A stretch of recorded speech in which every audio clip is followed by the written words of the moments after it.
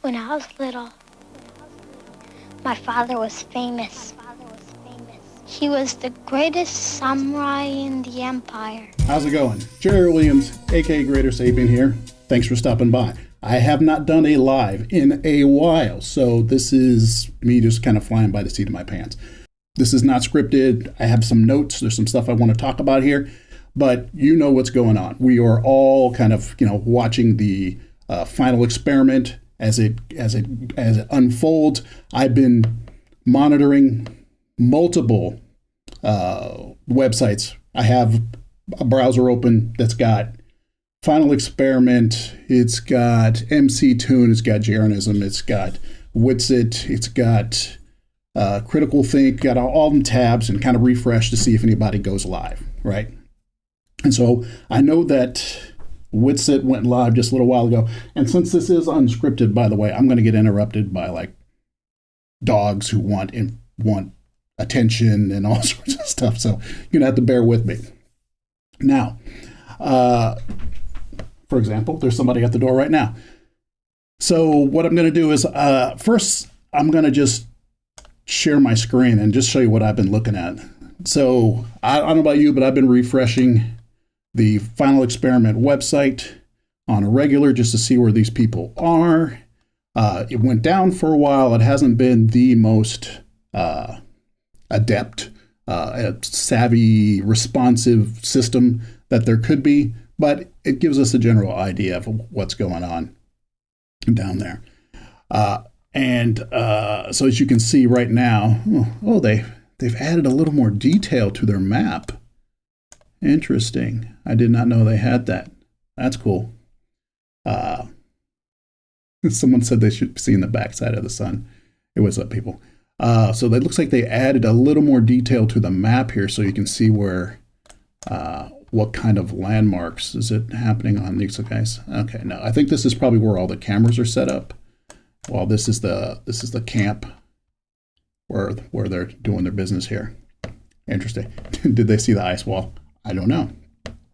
So I've been checking this out on the regular.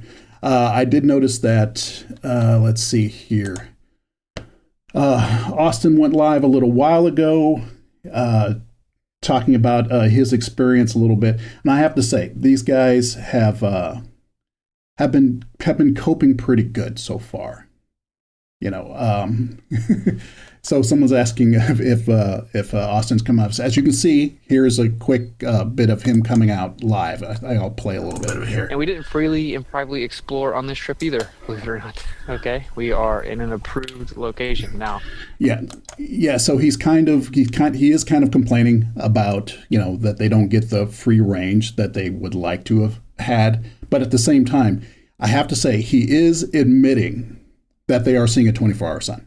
I mean, he's like, I can't remember. I don't have it queued up here. That while flying over it, the sun is going to totally just let's see, burn my face through the stream. I might turn it around in a second.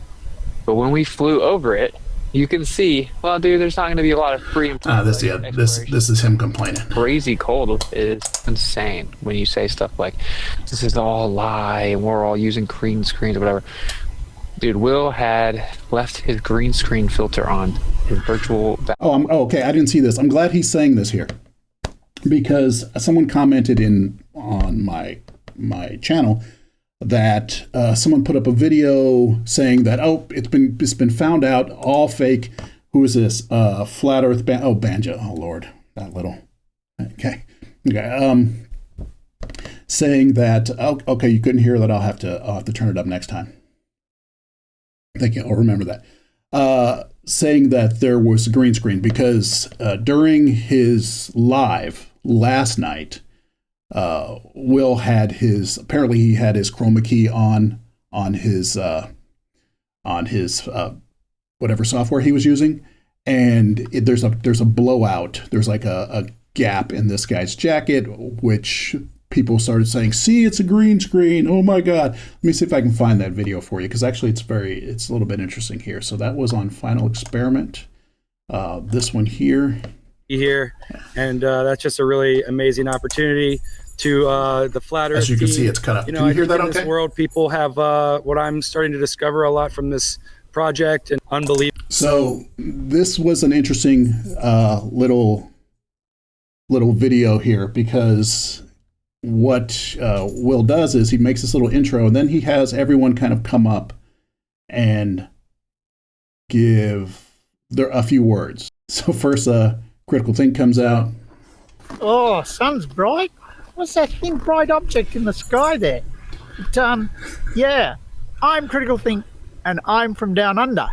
And I flew across. They could have moved the camera down for my man. On a flight they really could have. QF-27, and that has all kinds of problems. We were told it didn't fly, etc., etc. But anyway, I'm here. I'm in Antarctica, and I've got a couple of experiments running. Dave McKeegan comes out, talks for a little bit, and then let's see. Then we got Toon comes out and talks for a little bit, but then we get our flat Earth friends here, and I think this is kind of important. There's no 24-hour sun. In fact, I was pretty sure of it. But I respect Will Duffy for being a stand-up guy, at least in the way that he kept saying it was true. I kept saying it wasn't. He said, "Do you want to go? I'll take you," and brought me here, and it's a fact. The sun does circle you in the south. So what does that mean? You guys are going to have to figure that out yourself. Don't listen to my beliefs or my opinion. It shouldn't matter to you. Oh, I'm going to stop right there, because that's probably the most brilliant thing that man's ever said. Don't listen to his belief. There you go. We're going to end on that. Such a positive note. We're going to end right there. Yes, Critical Think is brilliant. Yeah, he's a great guy. We went around Perth together, and we flew over Antarctica together, and he's a great guy. And then we have what's her name? Lisbeth? She comes out. Here we go. Hey guys, it's Lise. It is really bright standing right here directly. But we're here in Antarctica. Like Will said, we are in an off-site camp of Union Glacier. They have been heavily accommodating, even from the point that we were in Punta Arenas. Shout out to all of our liaisons that were there, helping us out through everything, being able to answer questions. I am the only Spanish speaker on the trip, so it's been a pleasure actually being able to translate for everybody and having those lost in translation moments. And I think, aside from just like the beautiful views, like this is absolutely breathtaking. Like it really is. There's nothing else like it. If there was ever any doubt, not that I ever have, but if there was any doubt about a creator, I mean, this would put it to rest. There's no way that we're not in a creative place. I don't care what anybody says. I don't care what you say. I don't say what you say anyway. Anyway, so yes, you can have your little Jesus-y creator thing if you want. That's your thing. Austin comes out as well and says his piece. Yeah, so I mean, I was one of the people that said I definitely didn't think that there was a 24-hour sun. We obviously haven't actually seen the sun for 24 hours, but it is doing what they said it would do very clearly, and it is still dancing around high in the sky. So obviously we're documenting it. But yeah, you know, I said what I feel about this the whole time. Great Truth admission. doesn't fear investigation. I think that we're truly trying to figure out the truth. I'm going to back up because I think I stepped on what he said. But yeah, you know, I said what I feel about this the whole time. Truth doesn't fear investigation. I think that we're truly trying to figure out the truth. Obviously, some people think that what we were told is the truth. I don't think that, but I do think that people need to be honest and humble and be like, whoa, you know, we were wrong. If something doesn't just pop out of the blue and all of a sudden the sun sets or something, when we claim that there was no sun or 24-hour sun.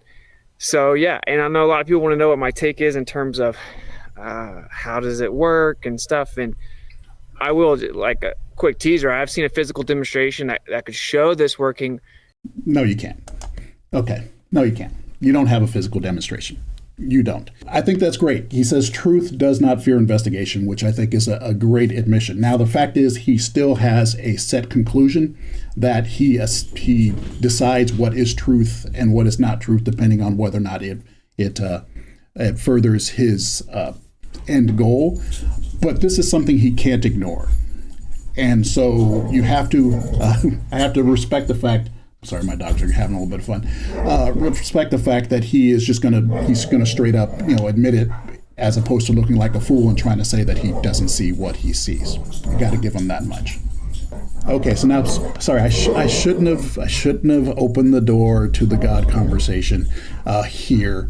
I'm curious, are there any like active atheists on this trip, or did Will somehow do a particular filter and selection to make sure he only got, people who are somewhere in the creator zone? So I find it interesting that he's already kind of started to say, I've seen a working model that can show how this can work, and it's not true.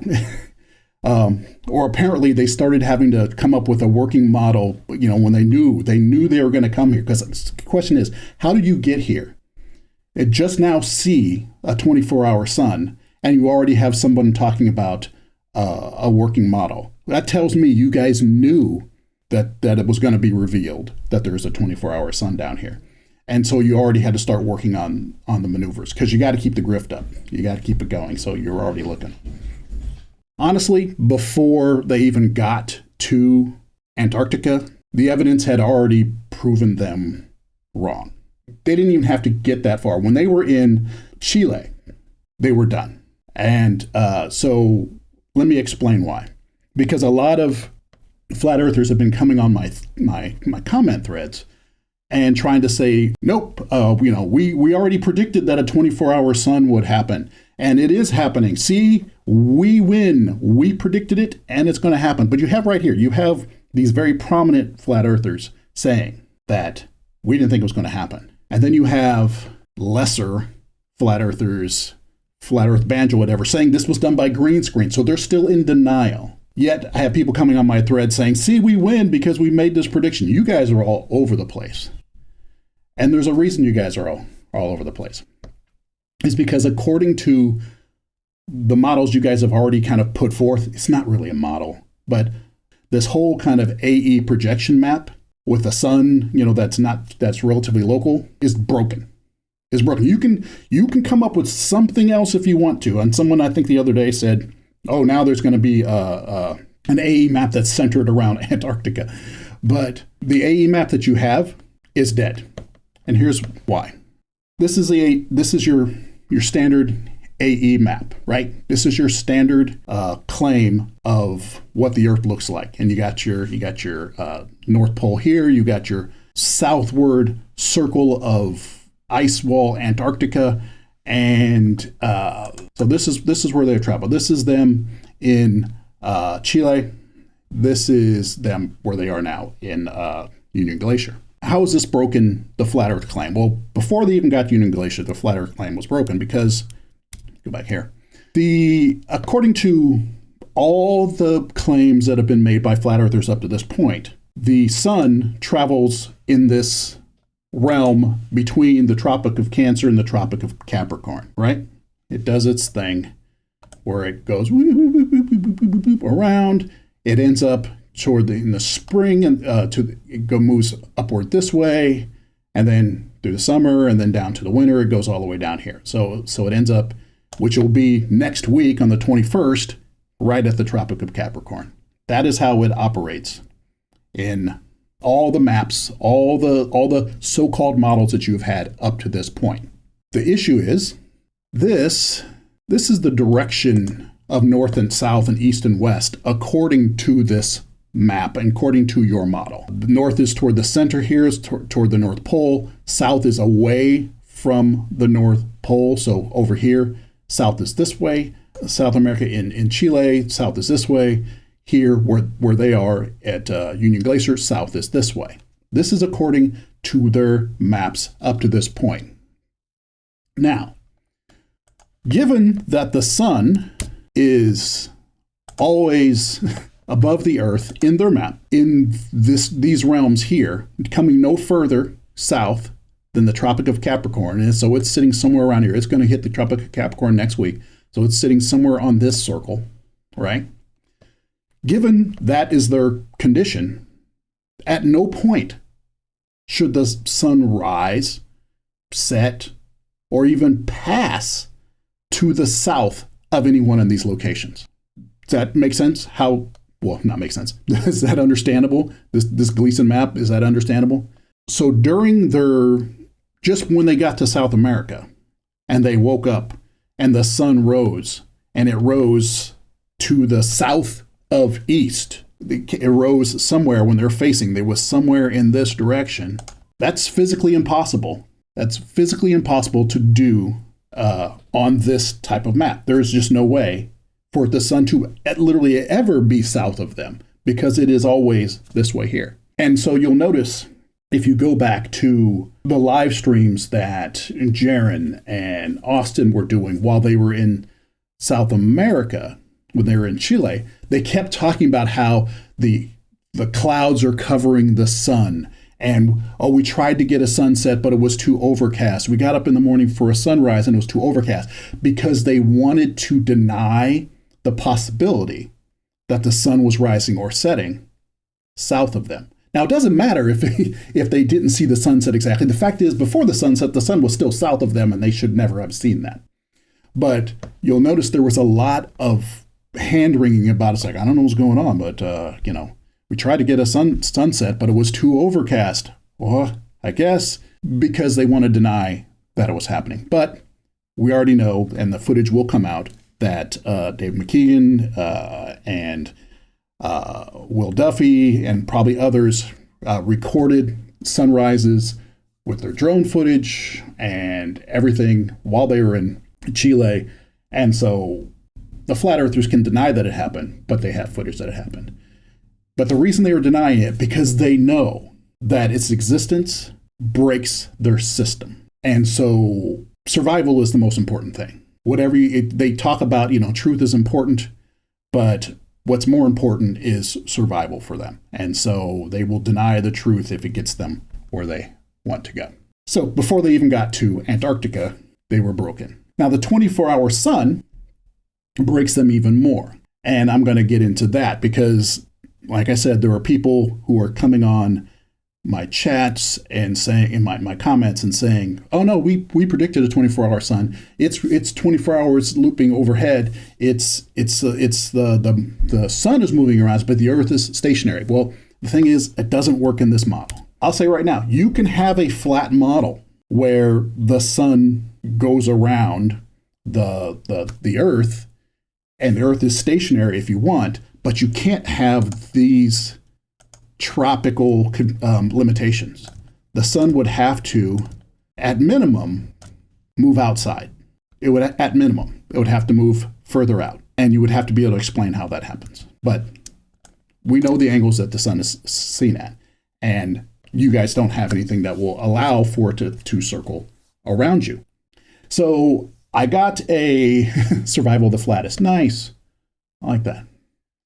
Yes, it would be the wrong way around Graham. It would be the wrong way around the Antarctic, or the Arctic. Yeah, but it's technically possible with some other chicanery and magic, but they can't have this model here. So, like I said, people have been saying if it fits with theirs, and there was somebody, I think it was You Think, that tried to claim that if it goes around, it can go around a stationary Earth 360 degrees, and it would still fit the model. And this AE model shows that it's not possible, but I'm going to break that down a little bit more.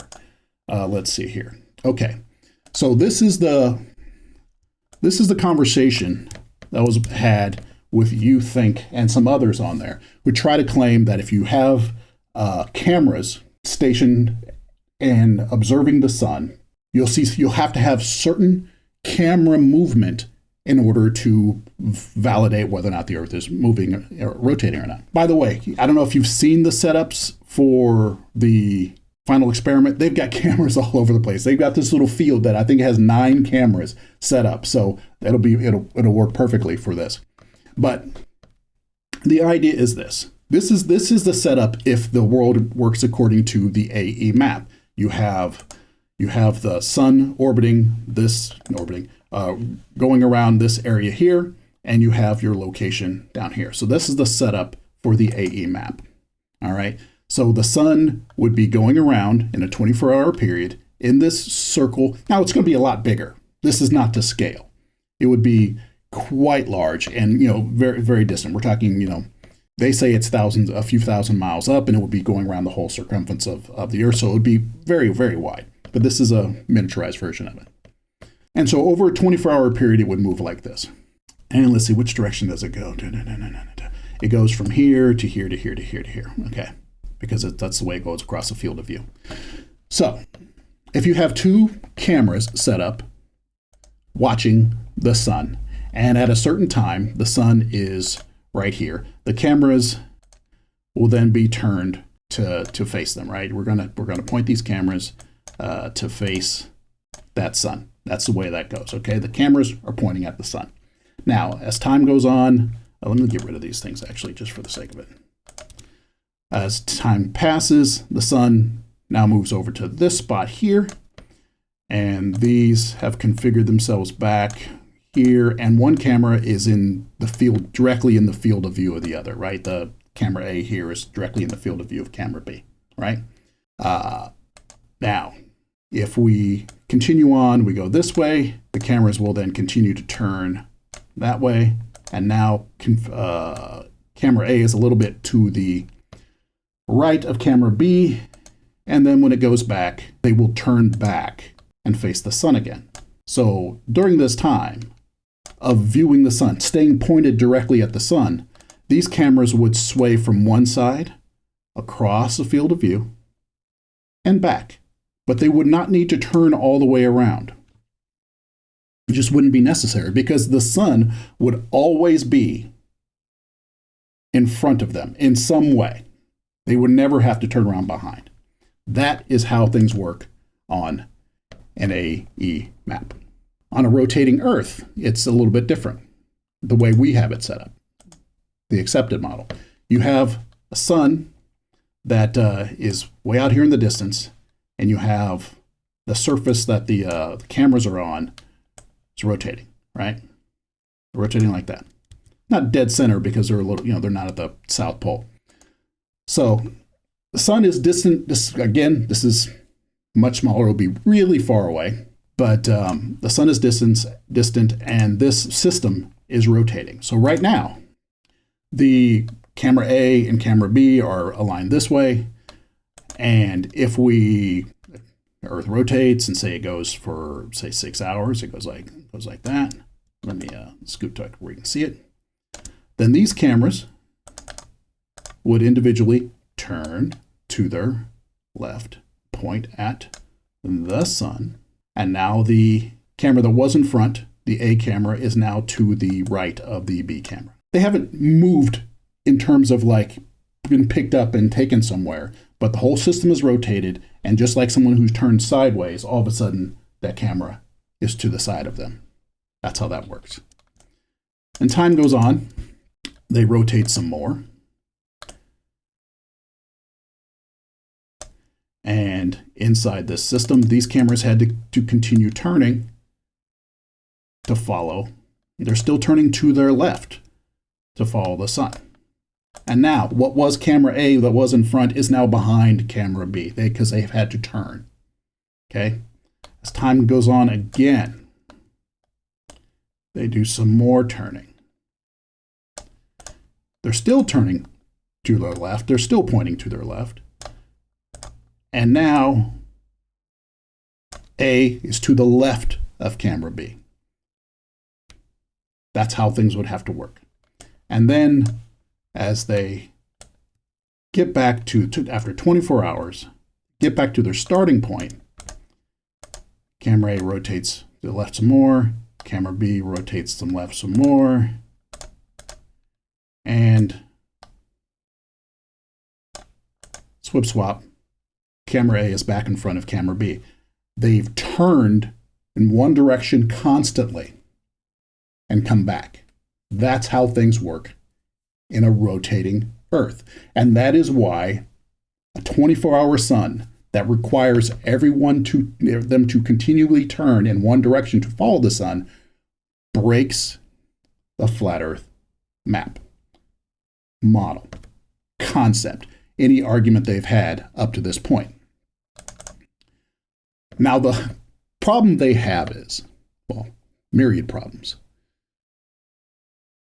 They have is that now they're trying to say, well, if the sun rotates, the sun could just rotate around the Earth, and Again, this is not their model because the sun would have to somehow travel all the way around. The problem is if the sun rotates around the Earth, there is no way to tell whether or not the sun is completely going around the Earth or if the Earth is turning. That's how relative motion works. I will show you again. I will show you that if the sun is moving this way across the sky, then it will come over here. Then both of these cameras will turn to their left to face it, just like they did if they had rotated, if the whole Earth had rotated. If it comes over here, both these cameras will rotate to face it, to track it. And they are in the same configuration as if the Earth had rotated. Move it over here. This is getting redundant. This happens again. The A camera is now to the left of the B camera, just as if the Earth had rotated. And back to the beginning. Here, they have turned to the left the entire time and never had to cross back. This happens in the globe model. It only seems to happen in this flat Earth model in order for them to try to say that they always thought this. But up until this week, they have never claimed that this was a possibility. So I'm sorry, you made this up ad hoc, and you have taken the result that is the result of a globe model and tried to claim it's the result of a flat Earth. Except for this model with the sun going around the cameras this way does not fit the AE map. And so that is why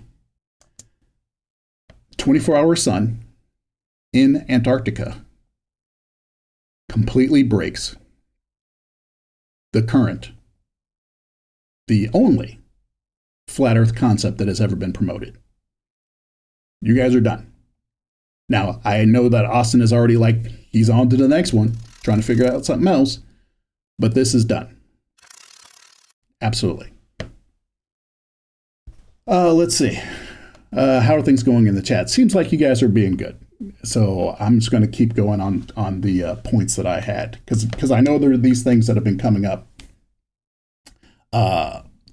People have been asking questions, and the people involved in the final experiment don't have the time to answer the questions that people are posing. I know that Critical Think has been live, and people have asked him questions, and he just hasn't had the time to follow up on it because he's doing a live and he's trying to get his things done. He's got things on his agenda. He can't just sit down and give explainers. So I'm taking the time to give you guys an explainer here. Now, thanks, Graham. Everyone's behaving. So the next thing that I noticed that gets brought up a lot is, let's see.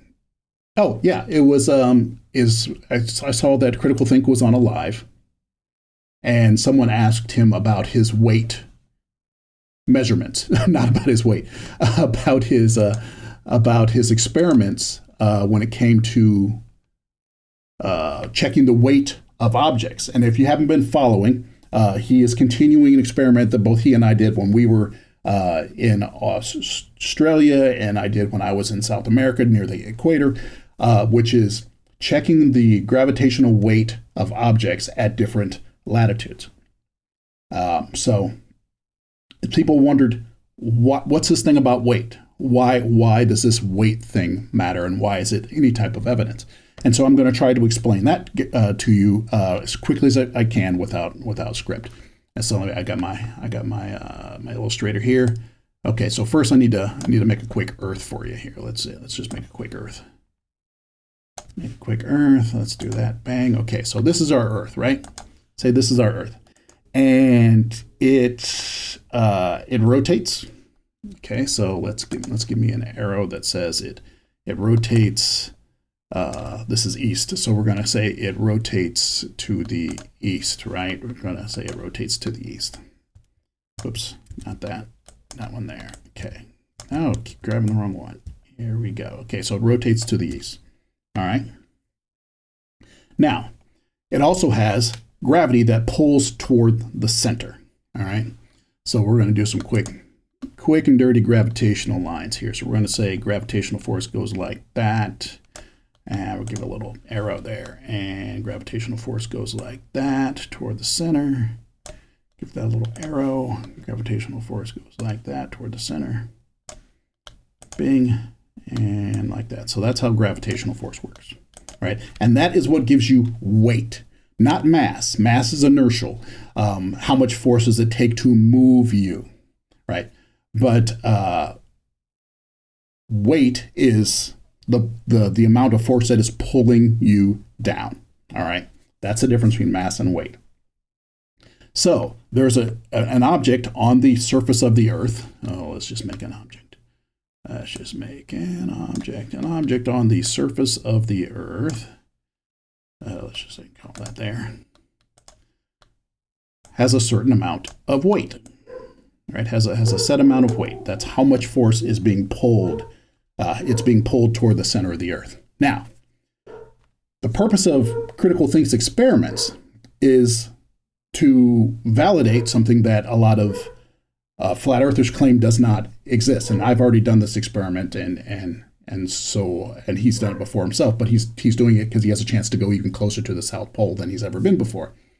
And so the whole idea of that is because of the Earth's spin, there's this centrifugal force that is pointing away from the Earth, right?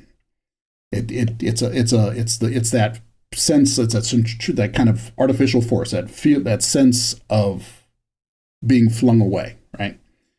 Centrifugal force.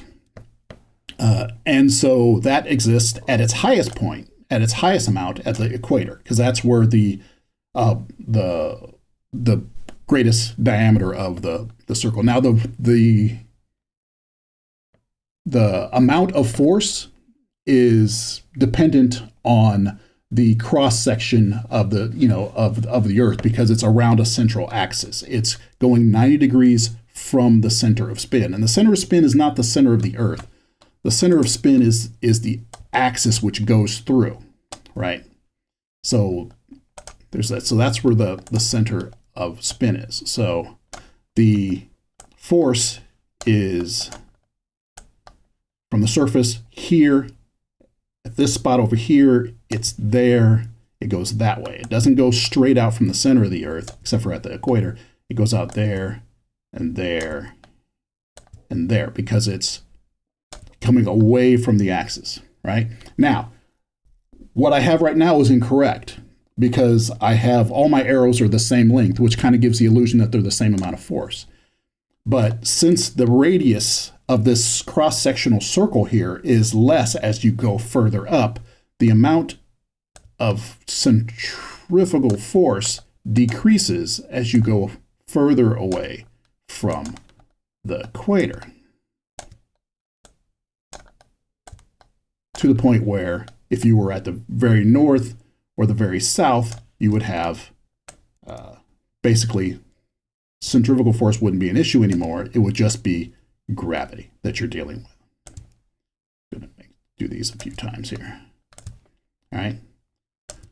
So that's what we're dealing with, and that's what critical think is doing, because so he has a weight when he's near the equator, which is, well, he starts off with a weight with wherever he lives, which is probably somewhere around this latitude. Okay. Someone says, cool cartoons. Now show this in real life. That's what I'm explaining, MW 1554. Critical think is going out and measuring this. I've already done it and proven it to be correct. And flat earthers say, hey, if the Earth was spinning, we would be able to measure this. But I never noticed myself being any lighter. Makes no damn sense. But so even they say, if this is true, you should be able to go out and measure it. And that is what critical think is doing. He has been going from place to place around the planet doing different measurements.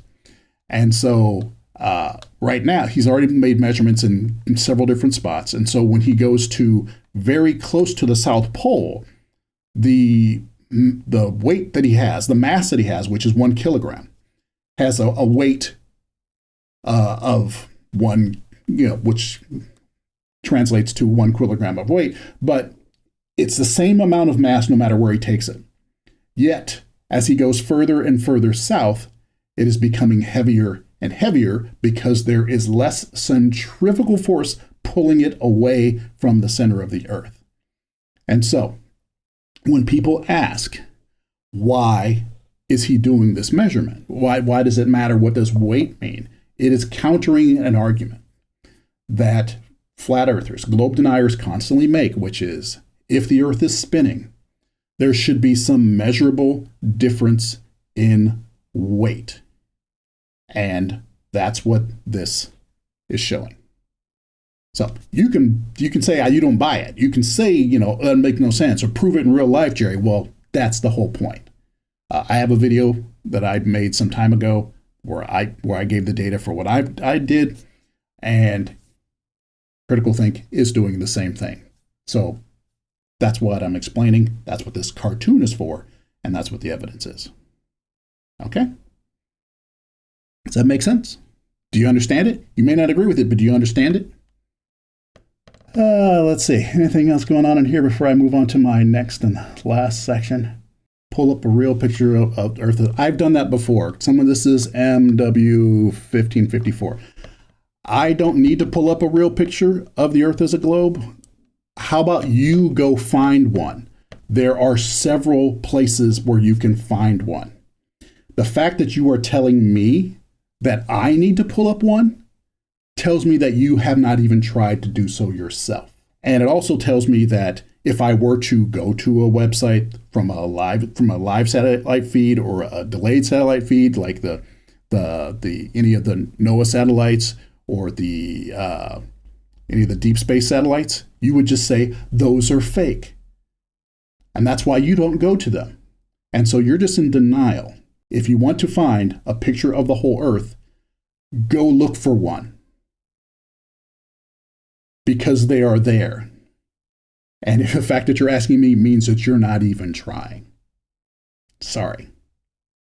Do your own research, as you like to say. The last one is that I noticed in one of it was Jaren's, I think it was Jaren's live stream, but Austin was talking. Austin's such a spaz. He's all over the place. Thanks for the little super chat there. Persecution fetish. Flat Earth equals persecution fetish embodied. Yeah, they love it. Where was I at? Okay, so on Austin's discussion, and when this live stream, when he was talking about how they didn't see the sunset because of the overcast, he was saying that everyone was out to dinner and they're at this restaurant, it was kind of high up, and how the horizon rose so high up, and how he's frustrated by all these globists who try to claim that the horizon doesn't rise. You don't notice that, and when they're looking out there and you say, isn't that high up? And they go, wow, yeah, look at it. How can you say it doesn't rise? And they go, it doesn't rise, and so he thinks that it's like, why do you just straight up lie about what you see when we know that the horizon does rise? He was really frustrated about it. And I was in the chat, and I was trying to explain to him what actually does happen, but he wasn't looking at the chat. And I understand, I'm not looking at the chat right now. But he was really frustrated about this whole idea of globe people denying that the horizon rises, and how it's just insulting that they do this. And so I want to explain the apparent rise of the horizon. And it's actually really pretty simple. Okay. So let's say this is a surface, right? It doesn't matter if this is not, it doesn't matter about the Earth or anything like that. This is just the concept of something rising to eye level. So we have this observer, and say eye level is at the top of this little peak here. We're going to call that eye level, right? And there are several objects at eye level. I know some of you understand this, but I'm just trying to explain this so that a child can understand. So you have this object that is at eye level. And when this person looks straight out, they go across. Now, what I have here, I have two objects at eye level, one nearby, one a little further away, still at eye level, and then one that's not quite at eye level, but further away, right? Because not everything's at eye level. If you're 6 feet tall and there's a 4-foot thing, that's not at eye level. When you put it far away, it's still not at eye level, right? So the whole concept, because the horizon, as much as flat earthers would like to claim it rises to eye level never rises to true mathematical eye level, because it's at your feet, right? The horizon isn't at your eyes, it's at your feet going out. And so it can never truly be. The angle could be small enough that it appears to be, but mathematically it can never truly be. Even on an infinite flat Earth, it would still never quite make it. And of course, you wouldn't be able to see that far because, atmosphere. But let me back up here. So you have this situation where you have a viewer, an object that's right at their eye level, one further away, and one not quite eye level further away. And these are the angles that they're at. As you can see, they look straight out across, and they see the tops of these two, and they have to look down just a little bit to see the further one away, right? That's how things are in reality. You have to look a little bit down for something that's further away. You may not notice it, but it's down. Now, let's lift this viewer up higher, but leave everything else where it is, all right? Let me zoom in closer so you can see these things. And so we're going to do that.